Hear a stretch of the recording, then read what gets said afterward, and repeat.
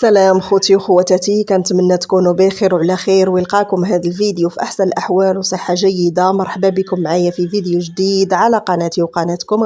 الا كنتوا زوار جداد للقناه فما تنساوش تضغطوا على زر الاشتراك وتفعيل الجرس باش تبقاو ديما تواصلوا بجديد للقناه. لايك للفيديو فضلا وليس امرا وتعاليقكم بخصوص الموضوع. سعيدة شرف كانت عندها حفلة بإحدى المهرجانات في المدن المغربية، وكان عندها لقاء مع الصحفيين اللي سولوها واش ممكن تصالحي مع دنيا باطمة. فنخليكم مع الفيديو.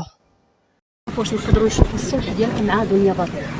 كيقول واحد المثل اسباني كيقول لك نونكا ديتيس كينو بيبس استي باسو.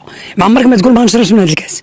اول حاجه انا بالنسبه لي راه ما عندي مشكل مع حتى شي انسان، وفي حياتي الحاجه ملي كدوز سواء خير ولا شر صافي كتنسى.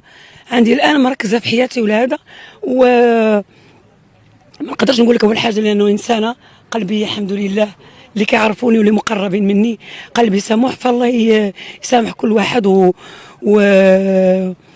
الله يصوب الخواطر للجميع يا رب. فكما سمعت اخوتي، فسعيدة شرف ردات على سؤال الصحفيين على امكانيه الصلح بينها وبين دنيا باطمه، فهي كتقول بان قلبها سموح وبان ما عندها مشكل مع حتى شي واحد، واي حاجه كتوقع ليها سواء خير او شر وكدوز فصافي هي كتنسى. فهنا بزاف ديال التعاليق اللي كانوا كيقولوا بان سعيدة شرف قلبها ماشي سموح وقلبها ماشي بيض وما كانش عليها تدخل دنيا باطمة للسجن وتبعدها على بنياتها. فهادو هما التعاليق اللي كانوا على هذا الفيديو. فهنا غنكون وصلنا لنهاية الفيديو. شكرا لكم على المشاهدة. ما تنسوش لايك للفيديو فضلا وليس امرا. الى اللقاء مع فيديو قادم ان شاء الله.